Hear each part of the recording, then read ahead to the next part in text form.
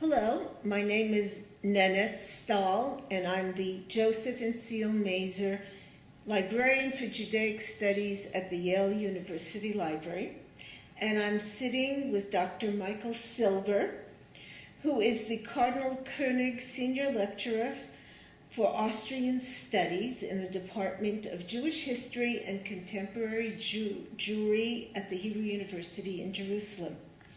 He is also Chairman of the Executive Board for the Central Archives of the History of the Jewish People, also in Jerusalem. And born in the United States?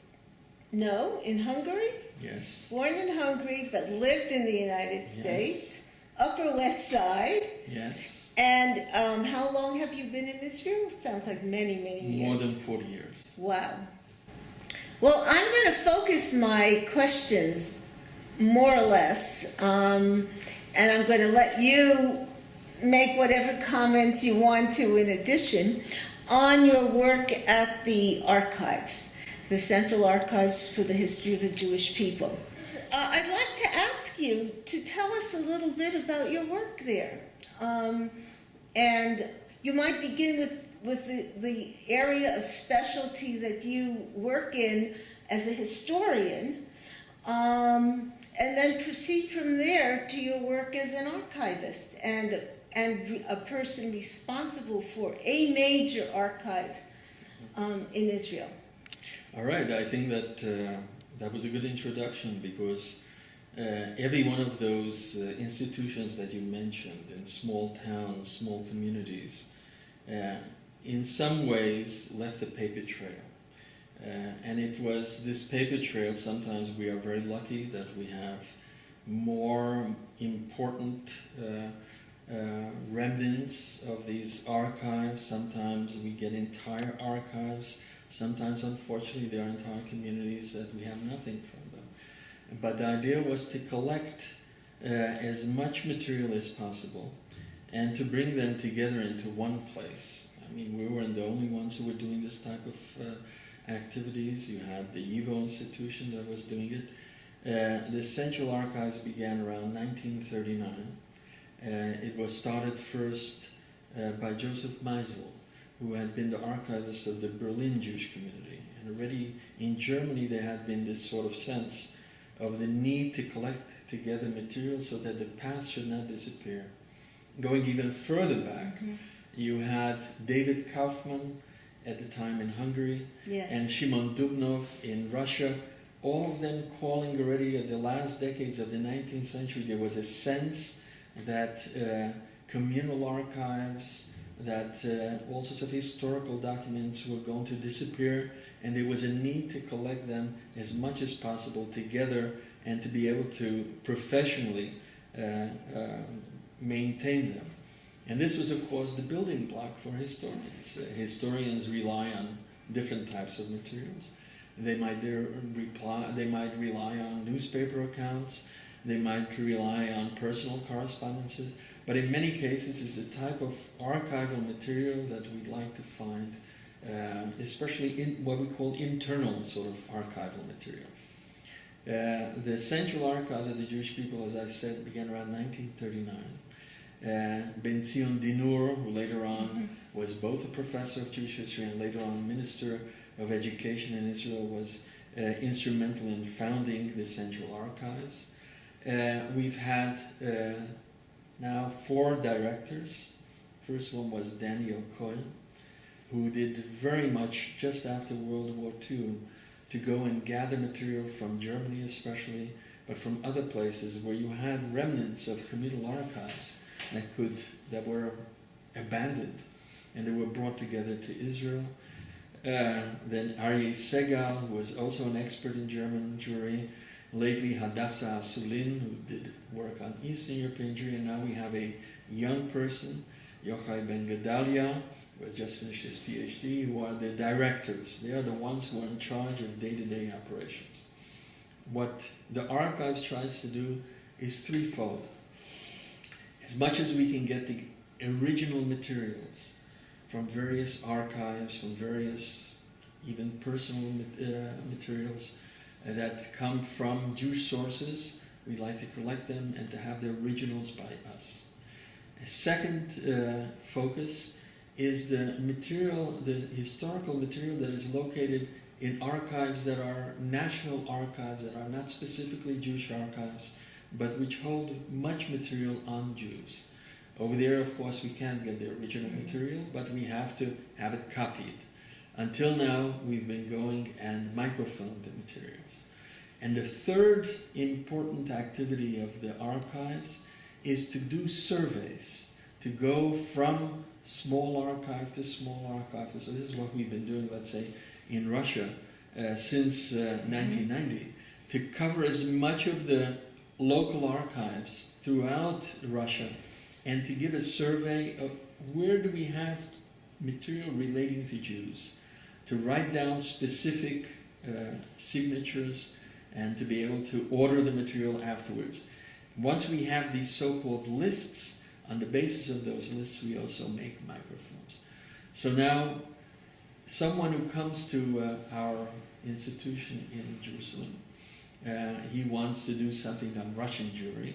Before he runs off to Russia and starts working on the various archives, hopping from place to place, the first place to come is really to us, to see what kind of original materials we have, what kind of materials we've microfilmed, are now scanning, and of course the lists, which give a good indication of materials that you have now throughout Russia, but throughout the world.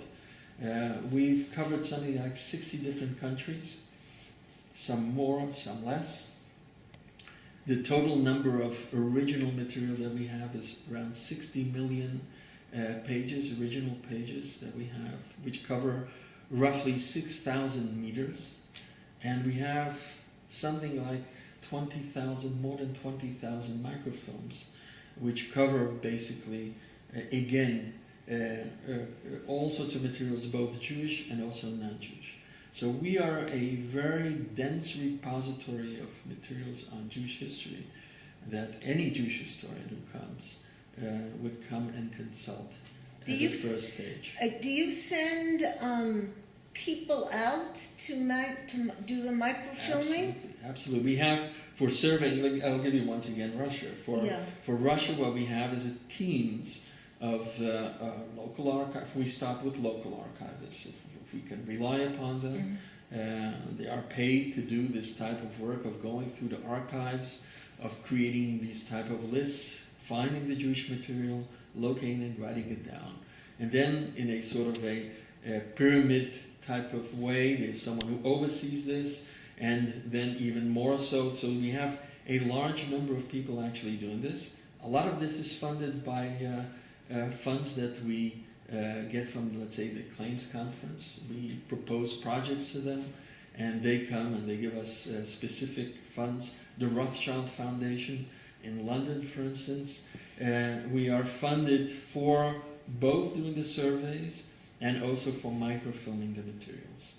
So this is a very important way that we actually go and function.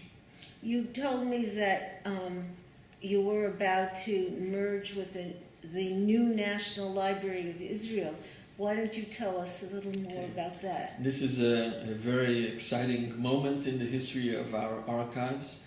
The Central Archives for a long time was a body that was composed of shareholders.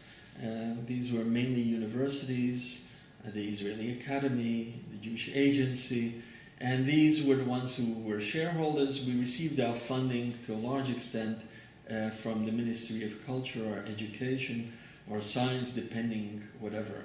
But the funding was always sort of last-minute type of funding. We were in an institutional sort of definition that did not give us solid sort of funding coming in all the time, so we were always somehow scrambling.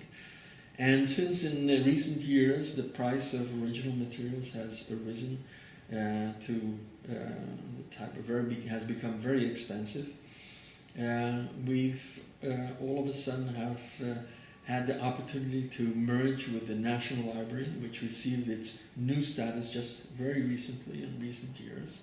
which has now a Yes. much more solid sort of institutional base, and it has funding that is receiving from the Rothschild Foundation, and has also a very sophisticated digitization program and other types of ways that we hope to benefit from this merger. Both sides, they will get from us our materials, our modes of working that we've developed over decades, our experience, our manpower, and they will be able to provide also all these other things that I just mentioned. A home, much more sophisticated, let's say, digitization sort of possibilities, because we want to reach out.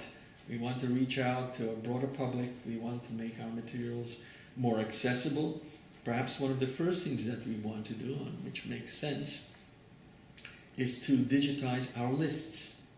So, for instance, someone in New York has no real idea what do we have on, let's say, Russian Jewish history in our lists that we then describe what there is in Russia.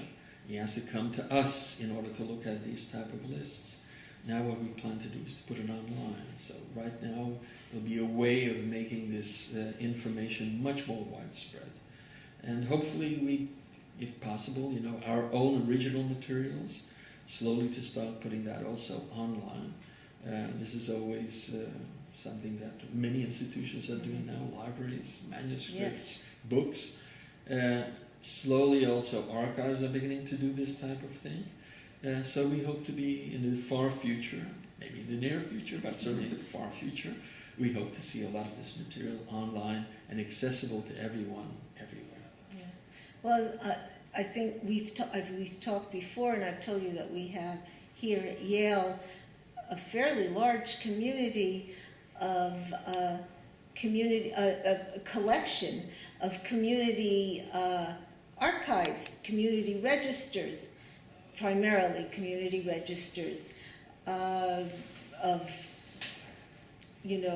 charitable foundations, burial societies, synagogue records, all kinds of various communal archives, and mostly actually from the areas that you're interested in, which is Hungary and Romania, not exclusively, but I would say the bulk is from that part of the world.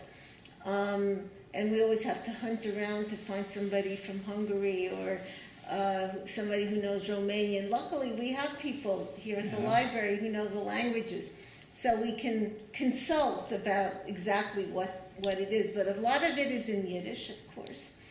And a lot of it has Hebrew in it, and sometimes beautiful title pages, and the life of a community as recorded by these people who gathered together to study Mishnah.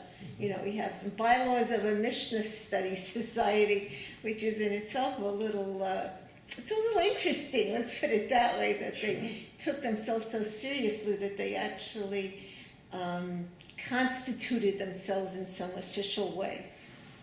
So I hope when we can, and one of our dreams is to get all of these communal registers digitized at some point. We're looking forward to it. We would be delighted to send it over to you, that you could add to your database. Absolutely.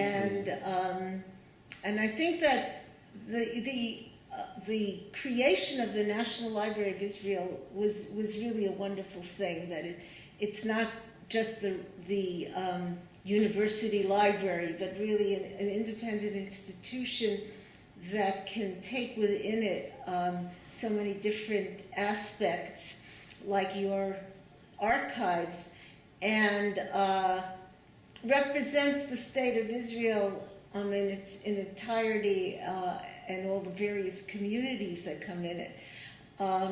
Does your archives also deal with Jews from Muslim lands, or primarily Europe? Well, we deal with whatever we can get. You can get. So, okay. No, we actually have material from North Africa. There are certain things that were acquired also from Morocco. As a matter of fact, there is now a young scholar at Harvard who is now putting together a project of digitizing material from the various rabbinical courts. You're talking about Jessica Margolin. Exactly. She's now at the University of Michigan. I thought you already had. She got her degree. She hasn't moved yet to Harvard or something like that because No. somehow. Well, anyway. She was in Harvard and she went on, but that's. In any case, Yes. she approached us, for instance. This Yes. is a good example. She approached us for materials that we have. We have a very rich holdings of rabbinical court material, which in some ways is quite unique because even Muslim Sharia court records are often missing. And this gives a sort of a surrogate, in some sense, of how these bodies function. So in any case, she is collecting material from all over. We are one of the major repositories. And I think she's working together with Brill in order to have this digitized in place online. So we are very glad at this point to work with anyone, who has the funding and the materials to be able to put specific segments here and there. And that's a terrific sort of thing. So we try, of course, to have archival material of Jews from all over the world, and as much as possible. And this goes without saying.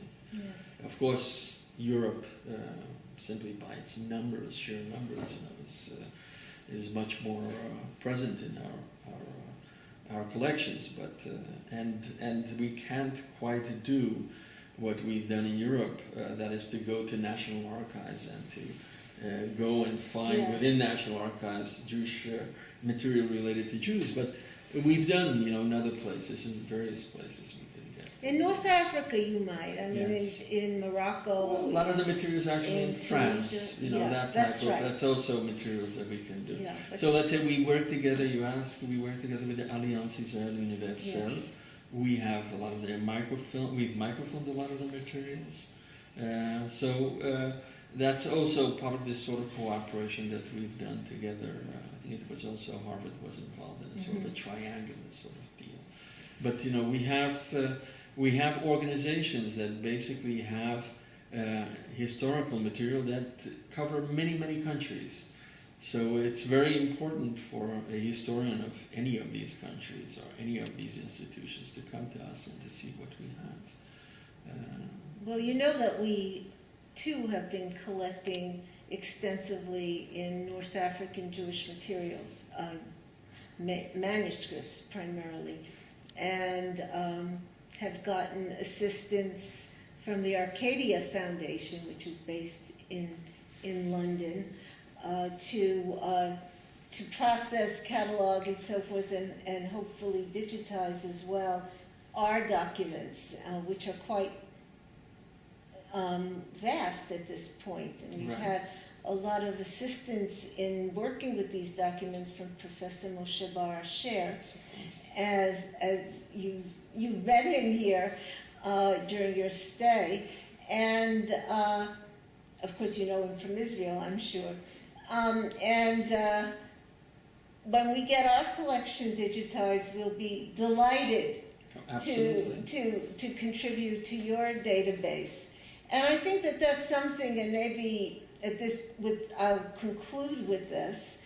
One of the things as libraries and as places of learning that we are devoted to is to make knowledge accessible as much as possible, and without, as much as we can, without charge. Any scholar who's interested can come and learn. And that's what we're all devoted to. And I don't think that there should be any proprietary feelings, so no, this is mine, this is yours, we can't share. The idea is to share as much as possible. Absolutely. And to make knowledge as available as much as possible to all who want to come and learn. And we're very grateful for the work that you do in Israel to make that possible, and to keep the memory and the knowledge of Jewish communities anywhere, as they're dwindling and dwindling. to keep their memory alive and knowledge of them alive, so that we have a record Absolutely. of their existence, because we are our history, and we need to know it. So thank you so much. Thank you very much. It was a pleasure talking to you.